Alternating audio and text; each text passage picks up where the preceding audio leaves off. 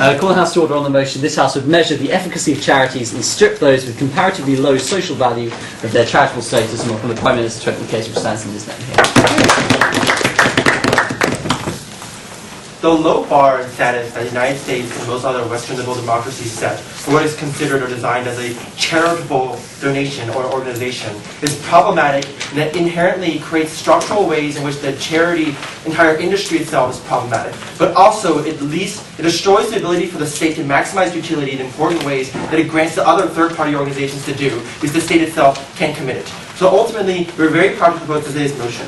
To start, we're going to have a very fairly lengthy model of how we're going to actually do this particular motion.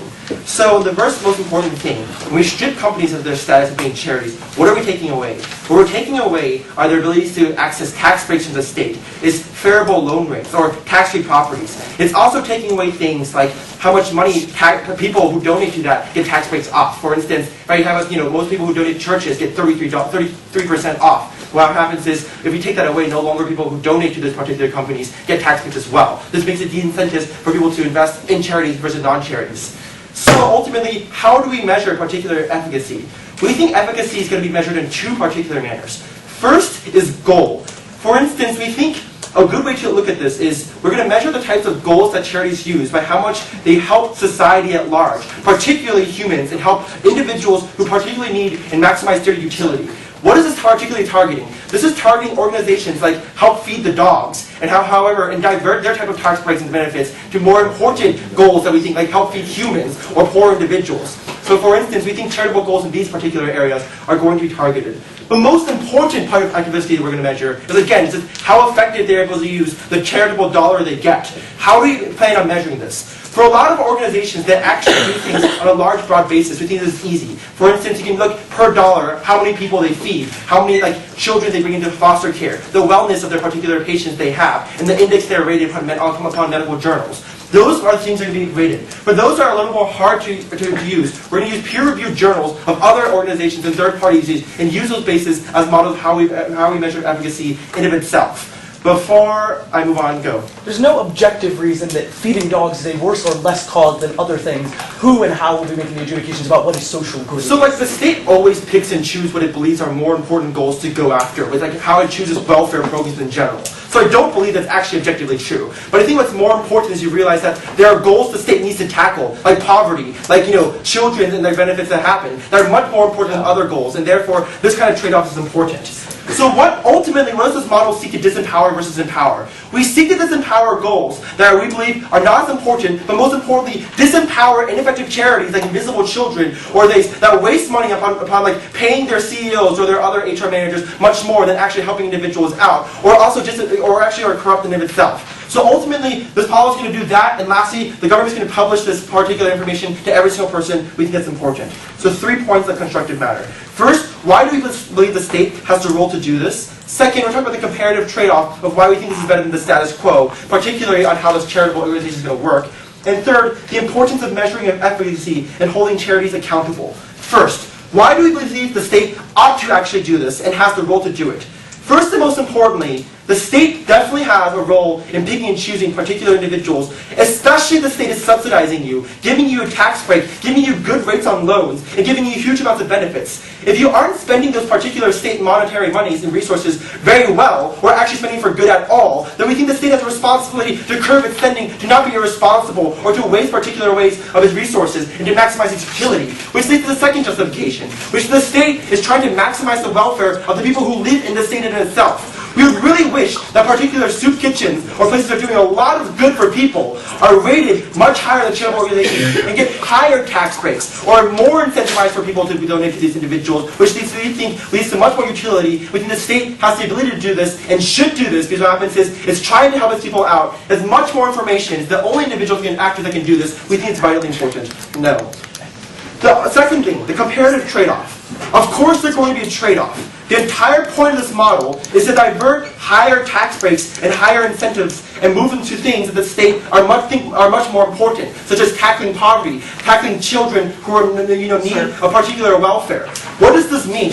This means what happens is, because the state is not spending as much money or giving tax breaks to other charitable organizations that are not as good as actually helping people out. What happens is, for those that are actually incredibly efficient, they can grant higher tax reductions to people who donate them. So instead of getting only 33% back, you get 60% back if you actually donate to an incredibly effective charitable organization that's very good at mobilizing this. Why is this comparatively good? First and most importantly, on a very easy level to look at it, it's just better usage and effectiveness of the use of money. Obviously, through their ability to spend per dollar better than other individuals, that means the institutions of what they have, the ways their ability to carry out, and the comparative ways they can carry out particular ways of distributing that resources is much better. This maximizes much more utility for individuals, and is a really important way for getting better. We're taking for a half. Unfortunately, the way that charities work is you donate to a charity because you want to have some sort of causal change in the world, to create a world which you would like more. You have not shown us any proof that people who can no longer donate to the charities they were donating for will continue to donate to another charity. You lose benefit. So what happens is that, okay, so two responses to that. First and most importantly is that individuals, when they're trying to donate to a particular cause, there are so many different charity organizations, they don't know which one's good or bad. By creating an efficacy list from the government, this allows people to narrow down to the ones that are doing well. Second, it actually increases people's willingness to donate because they realize their money is actually doing something that's good. A lot of people don't want to donate to particular causes because they're not sure that the charity is actually safe to actually donate into. So therefore, these two comparative edges, we also think we're winning. And I was about to talk about that, but now I won't because they answer that in POI. Third, the importance of measuring efficacy and holding charities accountable. If we think on a very basic level, just even rating agencies on efficacy is actually really good. Because what happens is it incentivizes people to actually know that their dollar is being well spent, which leads people to spending more in those particular places, and also get more benefits when they spend these particular good organizations. This rewards this. More importantly, it also leads to competition. Recognize, Mr. Speaker, that charities in the industry of charities don't actually have a lot of competition of what you can actually say you're comparatively better than your competition. So there's thousands of people who try to tackle poverty, but you don't know which ones are good or bad. What happens is this leads to inefficiency. This leads to corruption. This leads to charities who are just pay raising their CEOs or people who run those organizations rather than actually doing good. What happens is when their charity status is at threat right now, what happens is this leads to competition for them to try to hold on to the efficacy standard of what actually is good or bad. This competition introduces innovation, drive for charity organizations to do more, to strive for a better ability for efficacy, which we think is a very important thing for the government to step in to help these charity roles, because there's no institutional or effective way for them to do the status quo. But these things we're very proud to propose.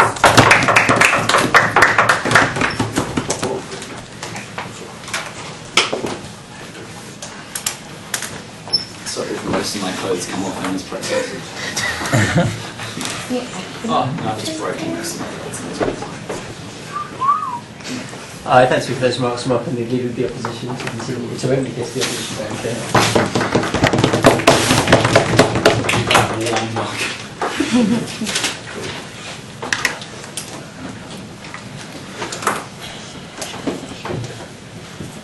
Gosh, is this locked? I know it's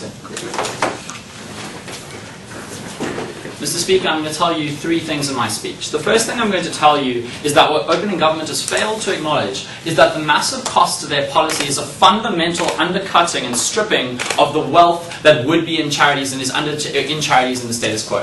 The fact that if you implement a model like this, less money is going to be donated to charity because people fundamentally want to donate towards charities and not for the function of donation, not for some sort of feel-good factor that you garner out of that, but more because people donate in ways that they then see are helpful to creating the world that they want. If they want poverty to be stripped, or maybe poverty for a certain ethnic community or minor group of people. And this is that's actually the third thing, so I'll tell you the second thing. The second thing I'm going to tell you is that fundamentally the nature of charity makes the sort of government regulation that opening government has argued for unnecessary, and I have three pieces of analysis on that. And the last thing I'm going to tell you is that the fundamental and significant cost to opening government's model is the destruction of niche charities who in absolute terms provide a good to minority communities who would otherwise be marginalized and fall out of the direct line of the state. That is the suffering that you cause. That is the damage to people. So that's what I'm going to be telling you. Cool. But first, let me get into a little bit of rebuttal. So we heard from opening government that we were going to have some sort of abstract measurement of whether or not, no thank you, so of whether or not, or what charities will be effective. And the first thing that they told us is that we measure on goal. What we'd first like to point out, Mr. Speaker, is that the issues that government raised, opening government, and they acknowledge this in their speech, are issues that the state feels a role and a responsibility to try and deal with, right? Why then, and they still need to justify this, why then do they need to oppress charities into making decisions that are in line with what the state wants? We don't see this linkage. We see a clear separation between what the state should be doing and what charities should be doing. Fundamentally, the way that charities work is that you donate money to organizations that are going to achieve, no thank you sir, some sort of outcome, and we don't think that the state's role and the role of independent charities who want to achieve independence and good things should be conflated. But the second thing that he said is that they need to be able to achieve their goals. Mr. Speaker, the consequence of this for charities is going to be a lowering of their goals, a lowering of the sorts of things that they're trying to achieve. They're going to play it safe to try and make sure that they're going to be able to get the goals that they go for. This is fundamentally damaging because charities aren't going to be as ambitious in terms of trying to deal with issues in the world. You are actively incentivizing charities to undercut the good that they can provide, and we don't support this. No, thank you, sir. In terms of the comparative trade-off, I'm going to be dealing with that directly in my positive matter, and then the last piece of rebuttal in terms of rating agencies, Yash is going to engage with in his positive about perverse incentives and monopolies. So now let's move on to my positive matter. And the first thing I'm going to tell you, Mr. Speaker, is that because of the natural regulation that exists in charities, the actions of opening government are unnecessary. So I'm going to tell you 3 ways in which, because of the nature of charities fundamentally, I'll take you in a second, so we don't need this sort of regulation. Before I do. You claim this proposal will lower the ambition of charities, but in fact, it rewards those that seek the most demanding, ambitious, and central goals, like stopping starvation.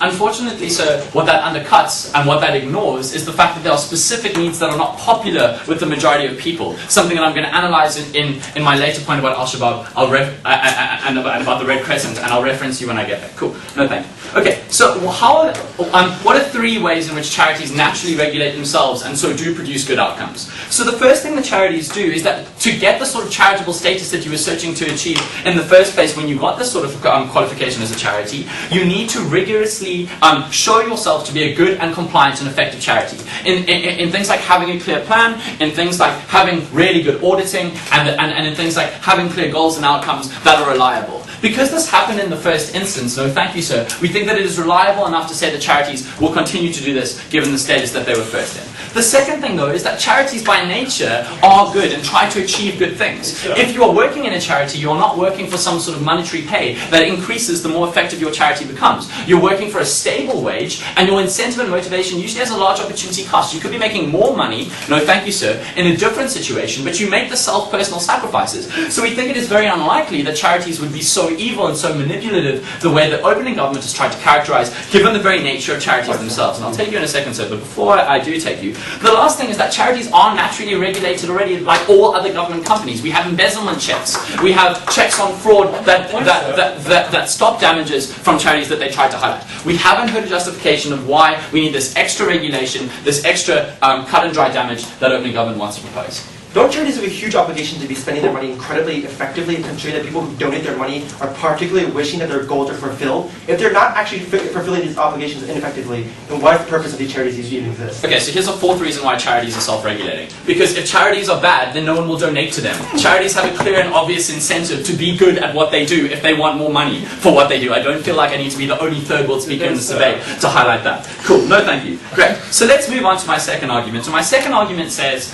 that fundamentally the opening government model will cause less money to be donated to charity. And that we're going to actually have an absolute decreasing in the amount of money given to honourable charity organisations through opening government's model. Why do I believe this to be the case? Well, it's the analysis that I headlined earlier, which is the fact that people don't donate to charity primarily for some sort of feel-good, Mr. Speaker. The reason why people donate to charity is not so much for the fact that they are donating, but for the fact that they want some sort of cause or some sort of good outcome to come from the end of that charity. They want there to be less poverty in the world. They want certain communities to have less poverty. They want to cause some sort of change in disaster disaster-ridden zones, stuff like that. So what you do when you destroy, and you are going to do this because you are going to comparatively eliminate smaller organizations. I'm sorry, I don't know why I cut that. You're going to eliminate smaller organizations that are not as comparatively effective. What you do is you then remove organizations and charitable foundations that people specifically want to donate to.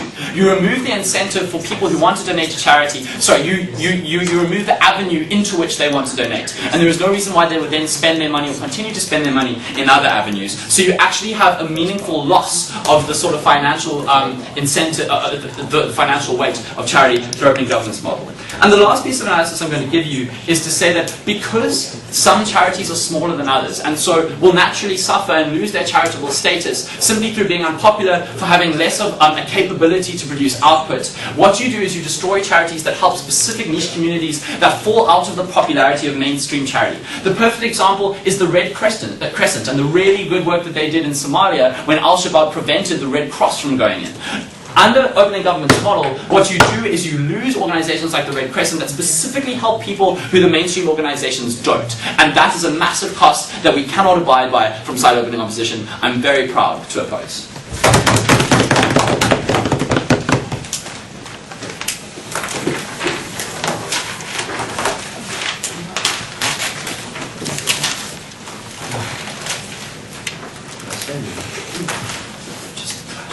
Hi, thanks for those remarks, and welcome the Deputy Prime Minister from the Government, Madam Chair.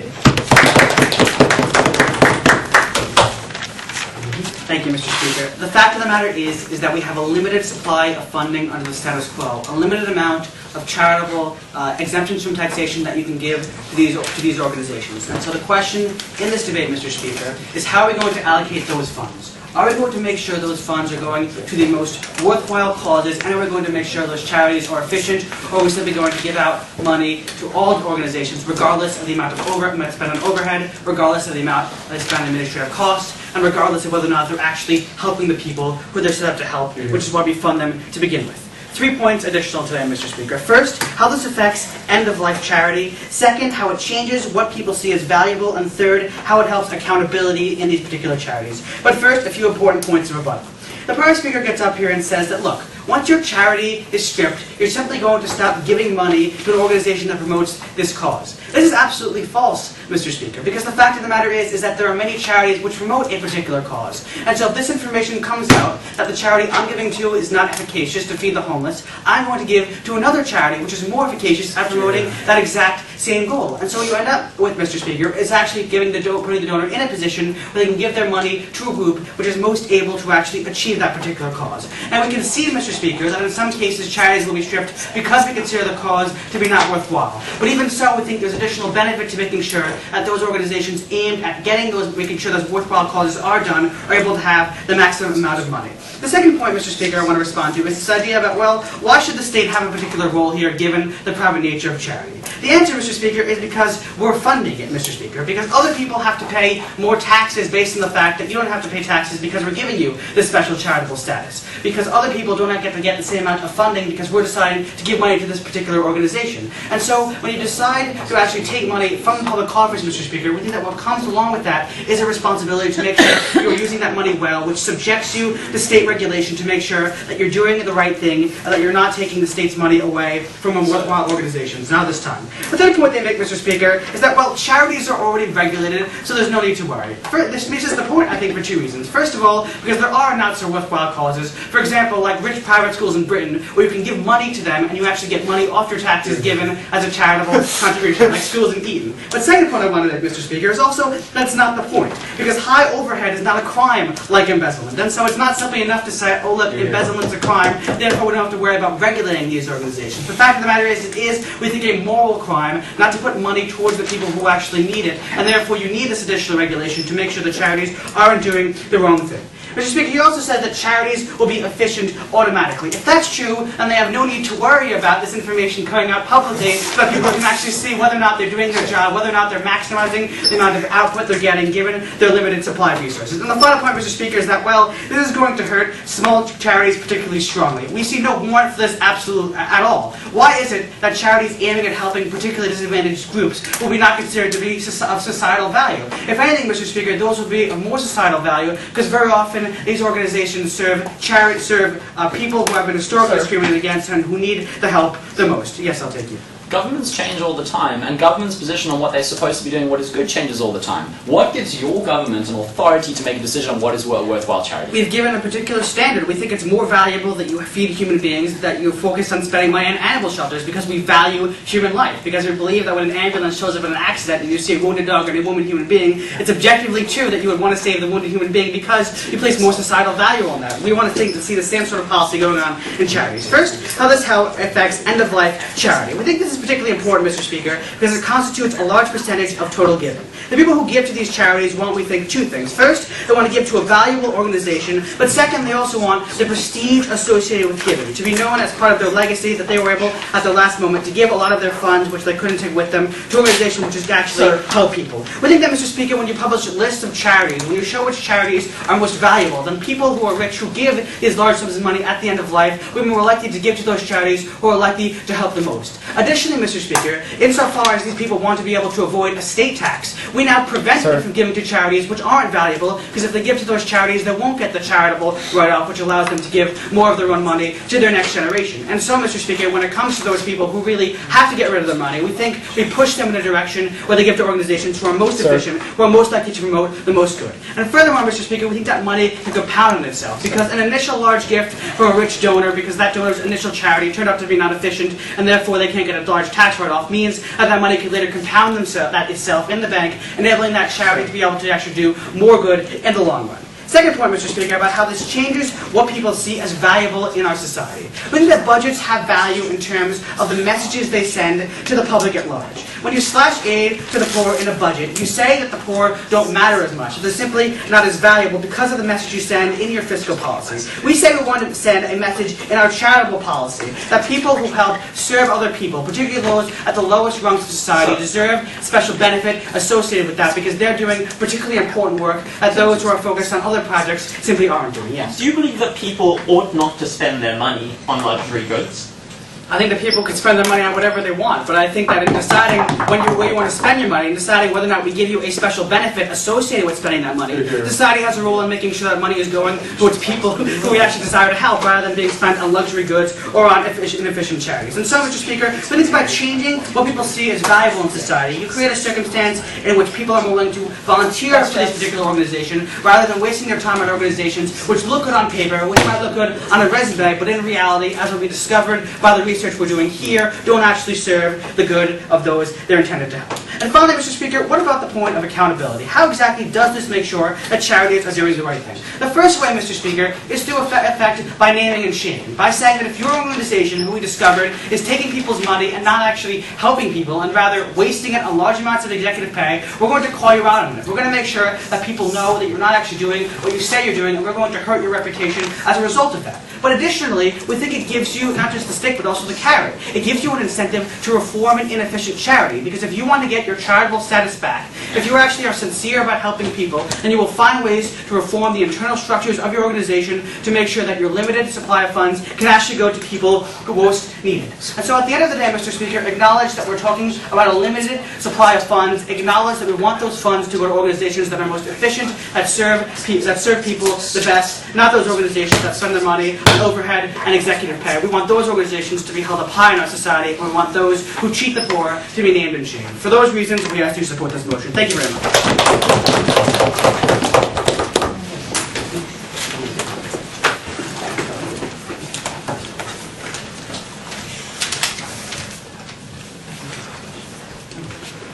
I don't speak for those remarks from the Deputy of the Opposition, continuing the case to the Opposition bench. So we can reduce government's policy to two things. First, an arbitrary imposition of a moral framework upon people's luxury income or disposable income in order to socially tailor it to some form of optimal outcome. No justification from the government. And secondly, an arbitrary means of consumer protection in order to ensure that people have adequate information without elucidating that this problem is as endemic as they would have us believe.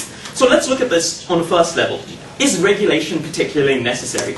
And we told you that there are existing processes of regulation, but the extent of that regulation is to things like embezzlement, vast inefficiencies that are illegal and dangerous towards the overall efficacy of that charity, rather than specific goals as they would have introduced through this policy. What this means is that this efficacy allows for the most broad spectrum of charitable outcomes. So people can tailor their charitable outcomes to whatever they would feel like. And the natural force of regulation is through the consumers who use that charity. So the people who donate, who would like to see measurable outcomes for their charity, no thank you, who have evident means in order to demonstrate to new potential donors what they have achieved. The natural process of how charities self-regulate through the very competition they want, but competition not between charities, but for donors, because of their ability to demonstrate positive outcomes, we think is sufficient for how charities can operate. We think it's sufficient when they are being audited, when they have to report to state agencies. And we think that the very mechanisms they tell us of naming and shaming and the potential for reform are exactly what we see in the status quo, when inefficient charities can be blamed and shunned by consumers for wasting their money in the first place. And secondly, when charities want to reform themselves if they have no efficiency because they can never achieve the optimum status of that charity, can never achieve greater market share as it is. We think that the existing process of regulation is sufficient, and we think it achieves measurable outcomes. What they do is they tailor this. They tell us that we want people to spend their money in good ways, that we want to improve society and particular ends. We think that's not the intention of charity. Every individual pays taxes. These taxes are the manifestation of the redistribution that people ought to give. They have the free rein on their money in order to make whatever impact on society through their own choices they will. And we think that's a completely legitimate thing, for people to value dogs over other people. But even on marginal instances, and that's the only example they give us, it's things like valuing healthcare over starving people, valuing education opportunities. It's because relative efficiency is not as black and white as animals versus humans, but the type of impact you would like to achieve, and we would like to leave that to the discretion of people, and rather than socially impose this. So that's the second thing. No, thank you. Right. They tell us then that the state is overburdened with large social ills. That's the burden of the state in order to solve, and we think that they have the primary responsibility to do that. The natural progression of their argument is that the state should just appropriate all funds and redistribute them equitably. We don't think they've given a niche justification for why this instance is where the state has an overarching influence over people's spending possibilities, but you can get it now. You can still donate to whatever cause you want. You just don't get a tax break after donating to that particular cause, because that organization, does not distribute your money effectively at all, or does not actually give something that the state actually cares about, or thinks that charity should do. So we say that the state shouldn't be able to impose that moral framework of what it cares about when it comes to how people influence society. We said secondly that there are divergent goals for society which are equally legitimate. And thirdly, we tell you that tax breaks are an important way to encourage this that does fulfill the state's obligation in that respect. Sir? No, thank you. So we think that the third response we give is that they tell us that we disempower charities who are comparatively more efficient. We told you how the natural progression is towards giving to efficient charities who can demonstrate that. So we dealt with their idea of social engineering, and we looked at the second opportunity cost. This is where they tell us that the state is spending an enormous amount of money on tax breaks and whatnot. We say that this is comparatively less. It's just to reward organizations for the fact that they're taking up the responsibility of the state in a niche environment by providing things for people which ought to be the state's responsibility. It's not a tax break, it's an investment by the state in order to ensure that some resources are allocated well, and we think that's acceptable. Second is that this is an absolute good. Some charity is better than no charity, and we think that's acceptable if we err on the side of caution that your regulation makes things worse. Because we tell you that what it does, and arguments unresponded to, no thank you, we'll take you a bit later, unresponded to from Dan's speech, is that we create a race to the bottom well, not exactly, I'm using the wrong term.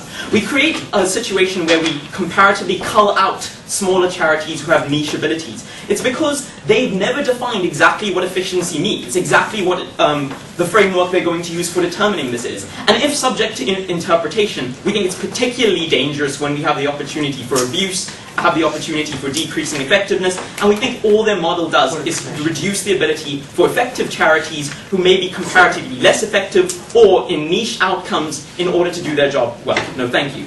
So what I'm going to look at as positive is to look at the perverse incentives to charity reporting. And what I'm going to tell you is that charities themselves have increasingly stronger incentives to inflate the reporting of the good that they do, especially in a system where charity effectiveness is based on an honours system. In a large number of cases, charities aren't simply able to quantify the impact that they do. And in these cases, what we usually defer to is that charity taking the initiative upon themselves in order to define and report the optimum outcomes. Yes? Would you tax luxury goods more than basic necessities like food?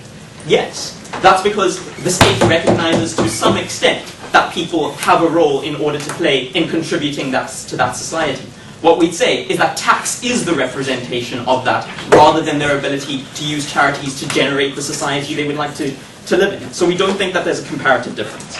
So the second, looking at the incentives of charities, we tell you that under the status quo, through the system, we allow charities to make the way up as to where they're failing. Because we think it's important for charities to admit when the problem is sufficiently large enough that they cannot handle it, especially when they operate outside of their country. What you do is you create an incentive for those charities for self-preservation in order to inflate how much good they're doing, and thus understate the effects that are non-reporting. So you create a situation where we don't have effective reporting on endemic problems, where charities aren't being rational in the goals that they can set, where charities aren't going to be able to tailor their specific focus. And the perverse incentives you create is an inflation of the way in which charities work. So we're unable to completely tailor to the specific problems that we have. So what we tell you is this policies are necessary. There's sufficient regulation for charities, but more importantly, we don't believe in the social conditioning of the optimum society that people can receive. We receive no framework for this, and you must side with opposition. Thank you.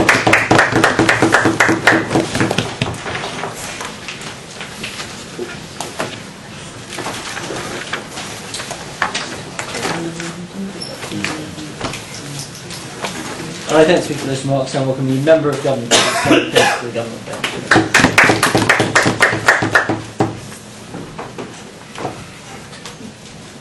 Well, Mr. Speaker, I'm glad the Deputy Opposition Leader came back from the anarchist 4 minutes of his first half of his speech when he answered Daniel's point of information and conceded that he thought that governments could tax sometimes and that governments sometimes did know how to discern value. What we kind of missed from his speech was his explanation about why the luxury of denying the maximum benefit to your society by directing your charitable spend in a way that is not most effective, that doesn't deal with humanitarian goals, that luxury of being so indulgent to say my personal whims about where my money gets spent in charities is more important than effectiveness and helping other people, why that luxury didn't deserve to be taxed in the same way as other luxuries do.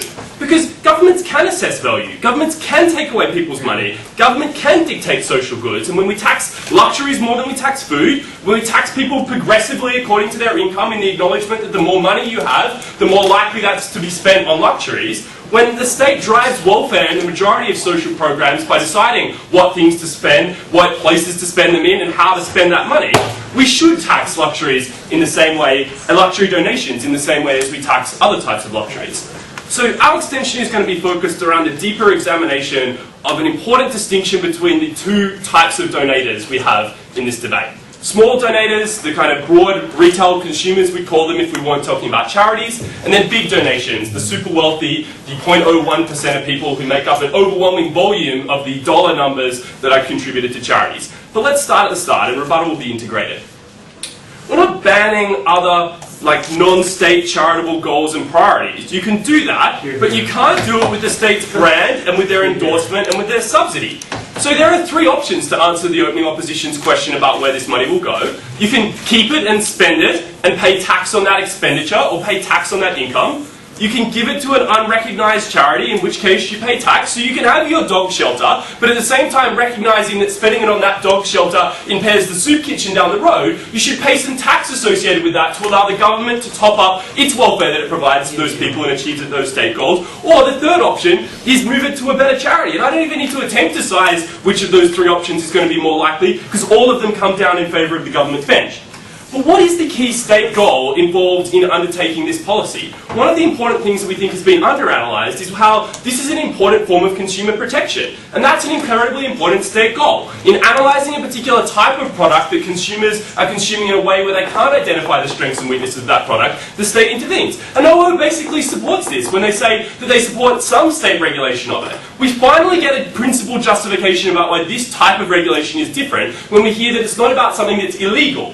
Okay, but let's unpack that. What is the principal reason why fraud or mismanagement is illegal? Because it's wasteful. It's not a civil wrong in which the person who donated to you could sue you for misleading them. It's a criminal wrong in which we think that there is some waste associated with that mismanagement of that charity, and so the state steps in on behalf. The principle is analogous here, where the goals or the effectiveness of your policy is so low that it effectively amounts to wastefulness. The state sees that as an overarching social harm that it should intervene to protect. And why does it need to do that? Because the way in which people view and assess charities is an emotive one rather than an intellectual process. And this is true especially of small consumers who don't think through carefully and analyse it. They also want an edgy charity. They want something they can talk about at a dinner party, when that's not necessarily what's going to be most valuable or most effective in helping people. We think the most important reason that hasn't been examined in this debate is because it's really hard for competitive charitisation, if we want to invent a term for a second. It's hard to attack other charities if you're a charity in the market, because you're seen as being political, for all the same reasons that politicians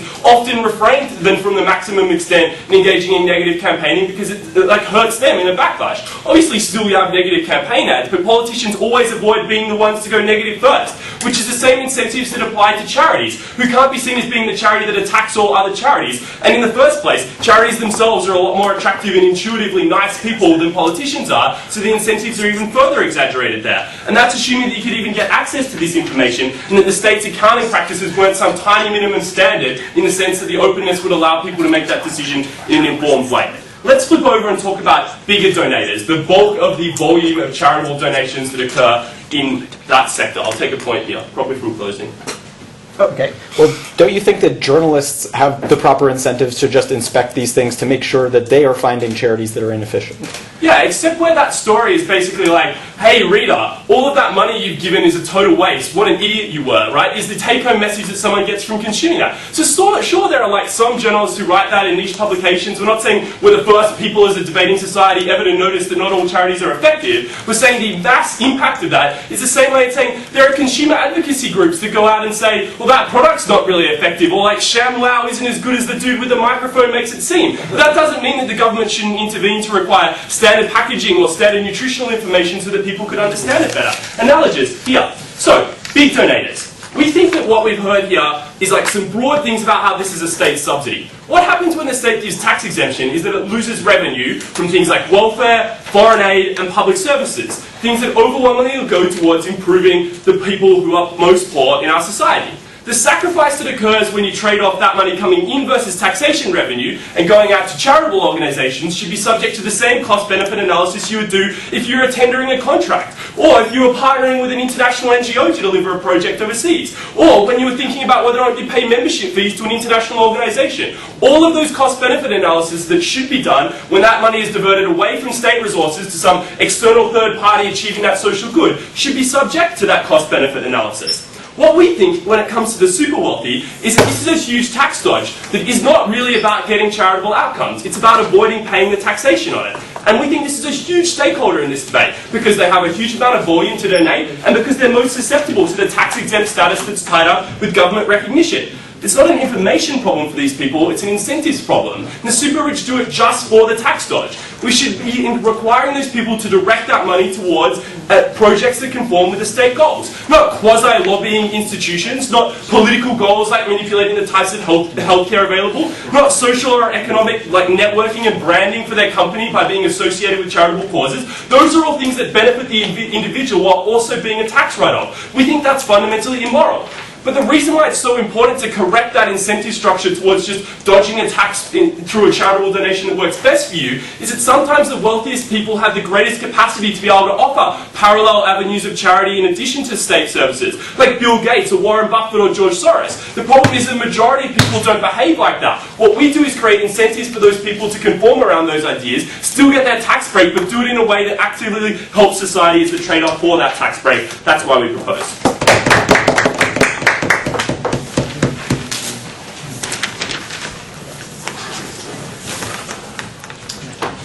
happy for those remarks from the member of opposition to extend the case to the opposition vote.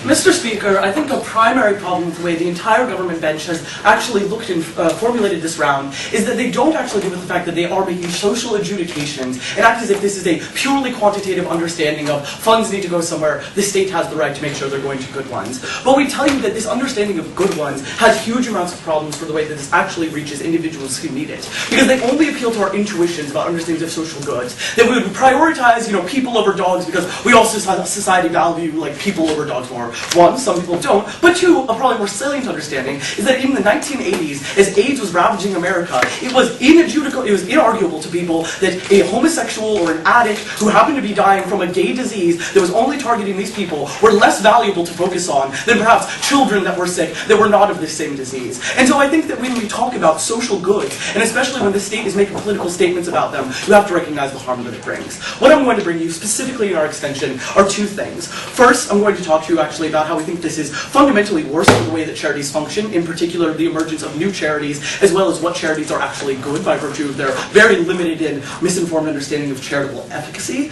And then the next thing we're going to talk about is why we think that the government should never make content adjudications on the basis of what charities are viable and what are not.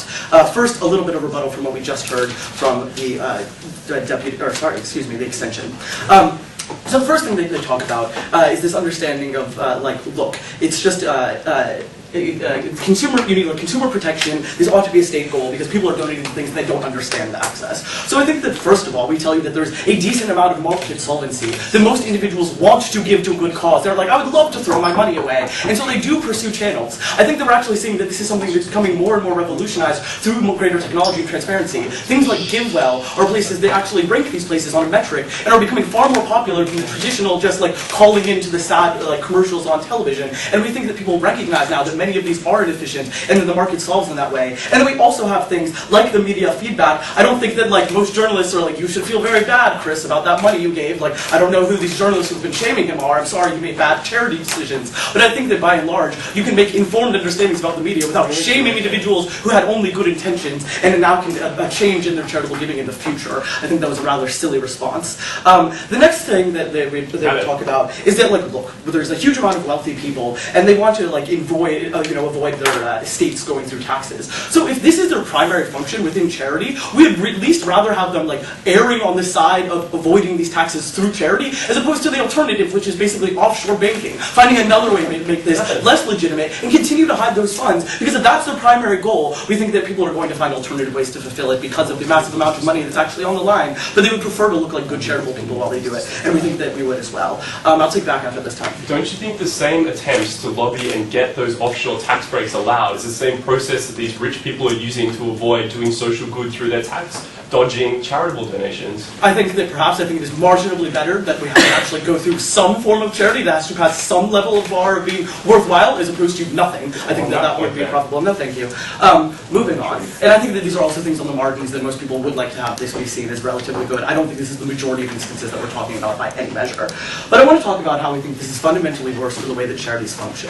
So first, I think that this creates a huge amount of problems with the ability to enter and innovate new charities. Because recognize that charities are a relatively risky endeavor when they rely on basically the charitable giving of other individuals, your ability to build infrastructure, and actually make manifest things that are very often difficult to change within society. So I think that this means that often, especially facing new challenges and new things that are worthy of charitable attention, means that we need innovation and we need people that are attacking problems in new ways. The problem is if you have an enormous disincentive to ever enter this because you're not going to be able to have a charitable status, which means you're not going to get donations, you're not going to get tax breaks, you're not going to get preferable loans to get that charity started. All of those resources now are already going to existing established groups. So why would we tell you this is bad? I think there's an example that would be particularly illustrative here. I think that when we talk about things like the way that we dealt with crises in Haiti, especially considering various disasters that occurred there, the people that were actually most effective were places like Partners in Health, relatively small, localized, innovative places that have been working with those systems already in the long term. But they would always be far, far outranked by the Red Cross by virtue of the fact that the Red Cross has such a widespread and enormous impact impact by virtue of the fact that they're so well known that they continue to operate in so many countries. And I think that this means that they would be seen as less efficacious, yet when it actually came a time for Partners in Health to actually be the one to serve those individuals, they were best equipped to do so.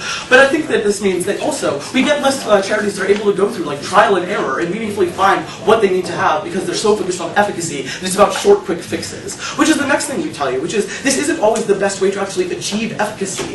That we think that things like giving food to people, just like giving bags of rice, is probably more efficacious in every study and quantifiable metric, but doesn't have this, it has a huge amount of harms because it's completely unsustainable. That it's not the same as teaching people how to have more sustainable farming practices that might not manifest for 20 or 30 years or several generations of individuals, but that work is still extraordinarily valuable and provides a much better long-term efficacy, but is extremely hard to prove and quantify. And often these are also things that recognize, they're going off of peer-reviewed journal studies, that these things are also political and limited by particular resources and what society finds valuable, which means that certain sectors will just never be able to have a charitable status, which means all of their efforts are highly ineffective. Sure. Why do you assume big charities will be ranked as more efficacious? If anything, those large charities will have to deal with more overhead than smaller charities trying a new innovative thing. Right, so I think this also creates huge amounts of problems for the larger charities have to function as well. I think that first of all, because of their widespread effectiveness and just that they're established and have infrastructure, they often do rank out.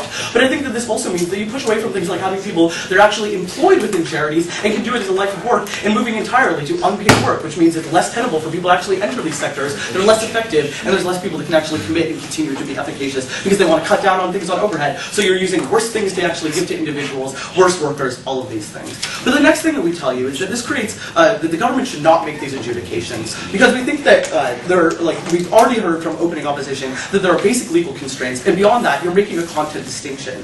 Because recognize, we allow individuals to protest about whatever they want, regardless of things, whether or not we think it's the most important thing to protest. It's like we have a limited amount of capital of how many people can yell outside of a particular building. We don't think that those individuals have less of a right because their social good is a different objective one than another individual.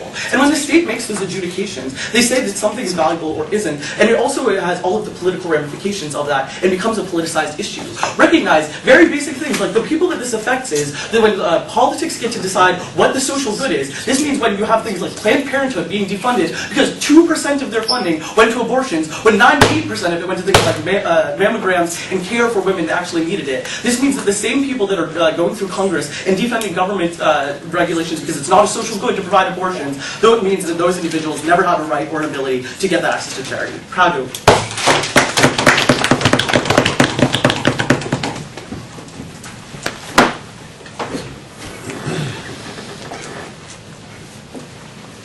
Finance, there's a lot more from the government. There's a case of the government.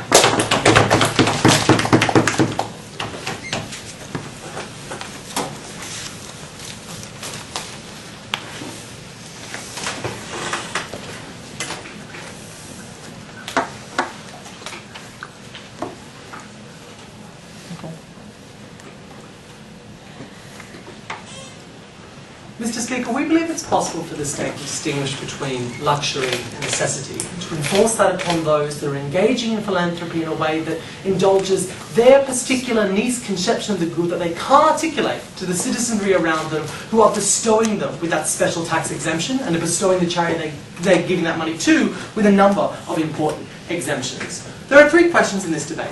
First of all, can the government assess what is this kind of objective good or this necessary good and impose that conception on these charities? Second of all, will this affect what kinds of charities exist? And finally, will it affect how people donate to charities? So first of all, to the question about the government. Now, from the opening government team, we heard this idea that it's very difficult for us to determine precisely what is a necessary form of activity. And that was deepened at closing when they said, well, it's just very political and ideological for us to distinguish between what's a luxury and what's not. While we recognise there is some form of subjectivity, what we contributed in our extension today was the idea that a distinction between luxury and necessity that we make all the time in society when we allocate scarce goods starts from an intersubjective judgment and a rational one. We start with the base fact of how does someone with a scarce amount of resources allocate those resources? Someone with no food doesn't feed their dog first, they feed themselves first, much in the same way that we should prioritise stopping starving people in Africa over funding donkey shelters.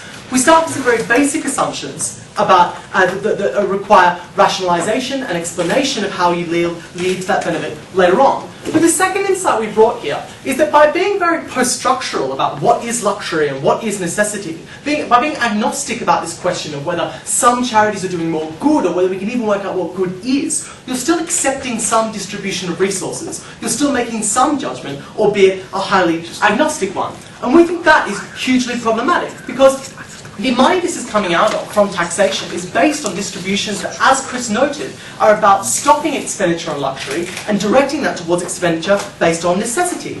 Opening government tried to dodge this by saying it's not a tax break, it's a form of state investment with funds produced from taxation. And on that basis, Mr. Speaker, we think that this judgment should be made based on what is actually a necessity for the state to grant this access to, rather than what is just allowing people to indulge themselves. Opening government said that they provided two safety nets in this debate. The first was that they said, well, we're still holding them up to the account of not committing criminal fraud, which was generous of the opening opposition. The second one was they said, in their deputy leader speech and the op-leader speech, that we would force them at the point that they register, that they have clear goals, things that we can understand as goals for a charitable operation. So the off-bench is presumably happy with some operation of state power, some distinctions that the state is making about which goals are charitable and which ones are not charitable. They're just doing that in a highly ineffective way. Which brings me to the second question about the kind of charities they support. Both sides in society said that essentially we're going to be posing this sexist, racist, heteronormative conception of what is the social good. We believe that the decisions of this state, in this decision, will be as bound by anti-discrimination law and by the rights protections of society as any other decision that a state could make.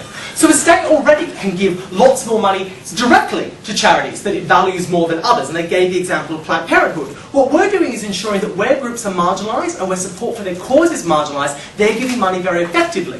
One of the tragedies of the AIDS crisis in America, for instance, is that wealthy gay men were still donating more to anti-discrimination charities under the AIDS crisis than they were to AMFAR. The problem with that was because they didn't want to be associated with the kind of, perhaps moral depravity of AIDS. We would actually have gone back and said, well, what's the purpose of AMFAR? AMFAR is a health charity that keeps people alive, as opposed to the purpose of an organisation that's about fighting abstract, but albeit important, legal goals. So we might give someone a bigger tax cut for AMFAR than we would for that other thing in society. We think this is still directing where resources are scarce. It's encouraging people to agitate for the social value of abortion. It's creating a discussion in society about what the value of those organisations are. But it's important to note as well that this side supported a kind of free market system in deciding which charities got the most money, where we also think those forms of bigotry are in operation. And so we think that, in fact, in instances where progressive governments are in power and they can extend and challenge the definition of the social good and extend it to those groups and include them in charitable status, they'll improve the privileges for them. The status quo they supported, where they were just kind of going to let people decide on their basis of where to donate, led to wealthy philanthropists starting charities that were selfish and didn't seek the social good, that were about starting a charity that would lobby, because you're a tobacco billionaire, to create up research institutes that tobacco didn't do much harm, that would lobby for your own political interests and your own agenda of your class, the agenda of your wealthy elite. Yes? So, the entire government bench has run analysis to say that we should be able to maximise utility through the use of extra money that's not needed for basics. Why settle with your model where you could just appropriate? Well, we think that there are benefits from allowing individuals to have a personalised relationship with a charity when they donate and follow up on that charity. We're capturing some of the benefits of your side of having accountability for consumer groups. We're getting extra accountability coming from the state that we think is more directed towards research. So we think, no thank you, sit down. That we think in this debate that they said that we're going to affect the kinds of charities that would exist. First they said that smaller charities would struggle. Then they said charities with long-term aims. Then they said large charities. Let's go back to the proposal that was set up by opening government in this debate. What they said is that your model had to be reflected in current economic literature and literature around the structure of organisations as an efficient way to bring about a goal in the future. So if you can say, for instance, it actually makes more sense for us at the moment to teach farming techniques rather than directly provide food, that's actually a pretty standard understanding, operating assumption at the moment, of humanitarian work, then we think that you're going to be recognised by that state and that society is doing more good. The problem is that currently consumers find it hard to understand those narratives, which brings me to this third question about how donors donate. They get caught up in an emotional narrative of wanting to give the person the fish rather than teaching them how to fish. This is why the free market couldn't necessarily operate as they said, because The media feedback that they relied on their side was also sentimental. It's, you know, the Daily Mail is not going to challenge the donkey shelter in the UK that gets most of the estate bequests, even though it's a ridiculous charity that's only helping like 5 donkeys, as opposed to things that should actually assist a society. It's the government's capacity to come in and say, hey everyone, maybe donkeys aren't the most important thing for us to give our money to. Why would donors continue to donate? Because we think that they want the tax breaks. What we're forcing them to do here is, of course, they can offshore that money, but that's not mutually exclusive under either proposal. What we're forcing them to do is not donate it to the rowing shed at their son's school, but instead give it to something that's actually important. We also think that these people love the social status of donation. What we want is that social status to actually refer to the good defined by that social community. And that's a good that we think that we can successfully define and impose on these people, which is why we're very, very proud to propose.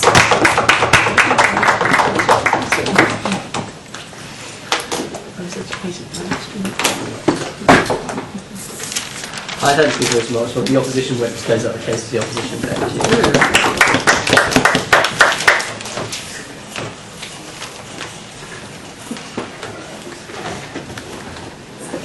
Mr. Speaker, what they had to do in this debate was draw a distinction between really indulgent investments, the type of someone who's just trying to hide their money offshore, versus actually things that are investments that take a long time to come to fruition.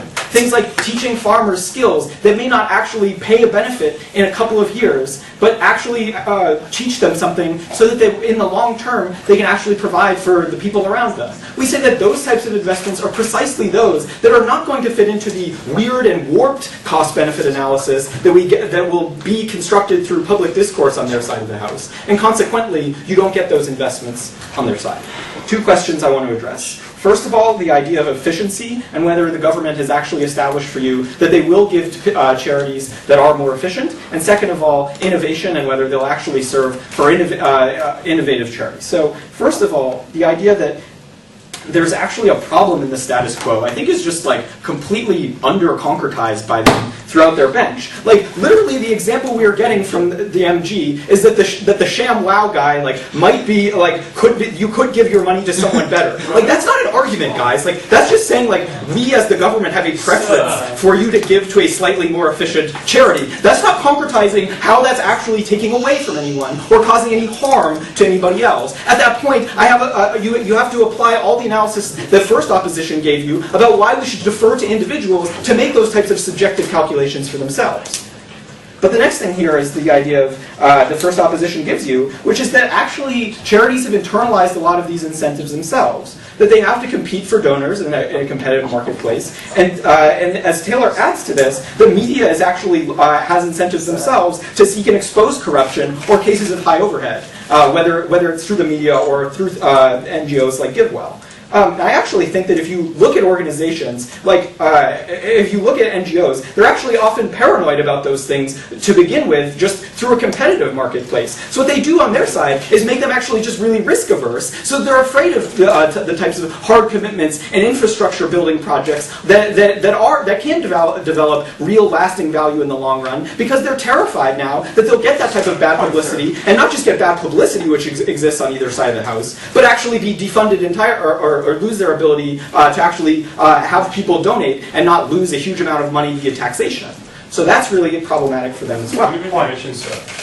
But the next thing is that they never really define social good, and I actually think that a lot of their arguments underscore the fact that very definition is political all the way down. Because the analysis that they give you, that people donate for emotive reasons, also applies to our understanding of what is actually beneficial socially. So what that means is it's tied to the exact same rhetoric that you heard out of conservative politicians in the 80s, saying that utility would necessarily be higher if we gave it to a cause that didn't give money to people who were sick with this awful moral disease that was HIV/AIDS. And we'd say that you actually cater to the whims of those politicians on their side of the house. So what that means is you don't solve for the marginalized groups that don't have a lot of traction in the political sphere, that don't sound as if they are good causes to donate to, simply because they don't have voice within the political system to show that they are worthy of investment, that they can actually build skills in the long run if you teach them how to farm or things like that. Which means that money won't go to those individuals. Sure. When I give a tax break to donating to something that does very little good or doesn't need a lot of money, like private schools, I'm necessarily taking away money the state could have done on other more welfare things. Why is the state benefit not subject to same regulations that we see all across the government talking about? Okay, so if that's your incentive structure, I think that that person is just lost on either side of the house. They're never going to shoehorn that person into donating in a beneficial way. That person, if they're trying to just escape donation or escape taxation, like as they talk about in their whip, it's not mutually exclusive on either side to try to escape and to go to tax havens. So what we would say is those individuals are just going to put more weight on those things, that they're going to use those more often. It's not mutually exclusive, but they'll just use it more. So the second thing that I want to look at then is innovation. So we tell you, our first opposition tells you that efficiency is going to vary in different sectors, and that you can't necessarily subject that to the same cost-benefit analysis throughout all the other types of state action that the member of government would like to tell you. So what Taylor brings to that argument is that long-term opportunities are not going to be weighable in the same way. That local action, for instance, may take a long time for you to show meaningful impact that could compare with long-standing institutions like the Red Cross, because it takes time to work with people in Haiti, reach out to rural areas, develop social networks among those people. All of that work is going to occur in a time frame where you can't tie it back to just huge amounts of impact and show on your PowerPoint slides how much impact you're having and why the government shouldn't desanction you. We think that those charities can have a huge impact on people's lives, but you cut them out, you nip them in the bud on their side of the house. But the other thing that it also does is the other analysis she gives you about just worshiping quantifiability. And when you want to give things like skills and you want to give education, those things are notoriously hard to quantify. And when you have an idea that politicians can just prey upon this the lack of inability to deliver things in the short term, it makes it so that the state is a particularly bad actor to make these decisions, and that we should defer to individuals who are more likely to have information that the government won't have information about which types of skill-based charities should be getting donations versus those that shouldn't. We think the market mechanism can work quite well, and they don't engage with that argument. But finally, I want to look at the actual effect on donation to those types of innovative charities. Because they give you a couple of arguments about why you may still get donations to the beneficial charities that I've identified. They first tell you that people, particularly small donors, will donate and eat inefficiencies. I don't think that this is true for small donors who are looking at a huge chunk of their money now going away because it's not tax exempt. They tell you that there are other charities throughout their bench, and they never established that that's going to be the case in a place like rural Haiti. So it's not just the case that you can just give to another organization in those places. But the third idea that they tell you is that this is oftentimes just a bad investment, and people aren't giving it in good faith anyway, but as much just trying to shield their money. What we think on those cases is that those individuals are just likely to use the Cayman Islands to tax shelter anyway, and they're unlikely to actually be looking for social impact anyway. So for all of these reasons, very proud to oppose. And so we can all speak to their marks. If you'd like to cross the board, shake hands, and make the room reasonably circulate, we'll call you back in as soon as we have.